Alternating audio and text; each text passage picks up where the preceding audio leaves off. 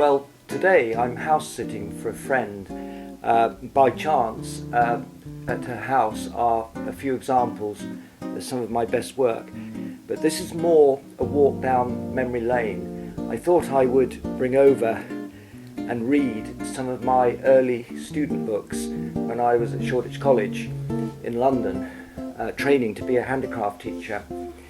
And I had a collection of woodworking techniques books by the legendary Charles Hayward, who also, I might add, inspired me enormously in his illustrations. They seem just so beautiful and appropriate to explaining the wealth of ideas in woodworking, because these books were written, many of the titles were written in the 50s. The 50s and 60s were a kind of culmination point, in my opinion, in woodworking hand practice, because it preceded the era and the revolution in power tool woodworking, which inevitably would dilute some of the handed down techniques. And I always think that if you're going to do tradition, do it properly. So many people use tradition as though it's the kind of the bee's knees or whatever, but they don't actually follow tradition faithfully. And there's no better reference point to certainly the English tradition of woodworking. And I say that as a Scotsman. There's no better reference to the tradition of English woodworking, hand skill woodworking, than Charles Hayward, who was a one-time editor of the major magazine The Woodworker. In fact, I believe he even kept the Woodworker offices going under candlelight during the Second World War from a tiny room in London. But these books are an absolute joy, and you can see they are well worn. They're the original hardback copies. Well, they never made them in softback. And there's a series that, as I say, are an absolute delight. And in fact, what reminded me about them was that I recently made a film about a 94-year-old woodworker. And he showed me a piece of cabinetry, a shelving unit that had mitered stubbed tenons. Now, where would you find that joint other than in a book like this? Because a lot of the subsequent books, indeed the books that I've written myself, do not go into this kind of detail. Now, this is one of my favourites, the Carcass Dovetail construction. Absolute aesthetic beauty, and yet it's not seen. It's covered by a tabletop. So this is the construction of the table leg, the end rail coming in, and then the top rail under which the drawers would slide. And of course that is a beautiful exploded view by Charles Hayward, and it just sticks out in my mind. It's embedded on my mind, drawings like this that really bring alive woodwork. And as I say, it inspired me to illustrate the books that I wrote subsequently on woodworking. Not only was Hayward the main reference material, but this of course was used in the major colleges such as Shoreditch College and Loughborough College in the training of handicraft teachers, that, if you like, spread the word across the nation. At the same time, the major design influences were Edward Barnsley and Gordon Russell. So these were quite narrow points of reference, but very, very in-depth reference. And Hayward, in his books, goes to the nth detail of how to cut the various joints.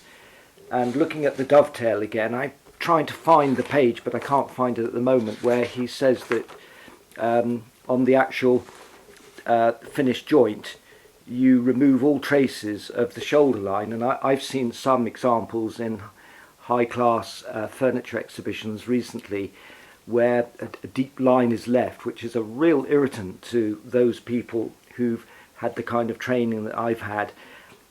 But of course, the Dovetail is really the holy grail of woodworking. And even he admits somewhere in this book that dovetails have got a wonderful visual quality, and some modern woodworkers, he writes in 1950, are showing the dovetail as an exposed feature. Oh, look at this one, the showcase joint. Now this is a real killer to make. I mean, who would ever know that there's this going on inside, whereas all you see from the three members, the two rails coming in, and then the vertical piece of the corner of a display case, for instance, all you would see are the miters. And of course, with modern woodworking, there are people even relying on just glues without any mechanical reinforcement.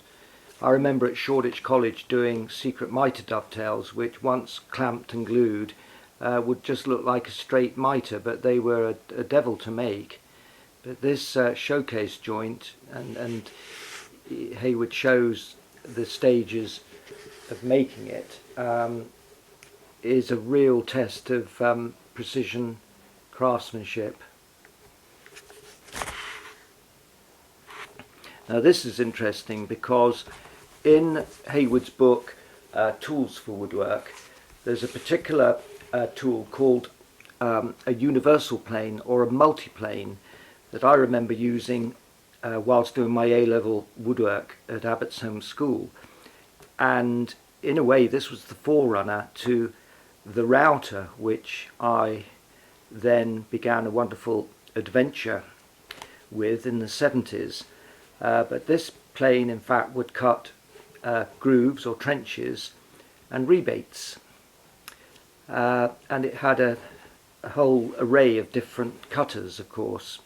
Of course, these books were published by Evans Brothers in London, and this one here, the Timbers for Woodwork, is another fantastic book in the series that covers everything about timber, species, conversion, beetles, defects, planks and boards, everything.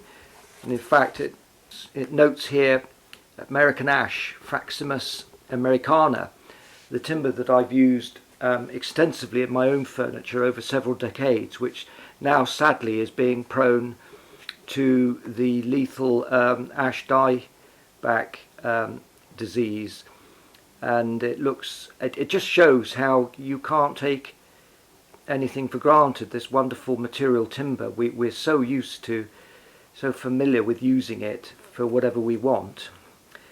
And it's not just a question of overconsumption, but the various species being prone to diseases which can wipe out a whole species. I mean, if you think about the age of oak and the age of walnut, a lot of the walnut was wiped out throughout history because of beetle, and it just didn't survive. But again, these are wonderful books, a wealth of knowledge that really does not go out of date.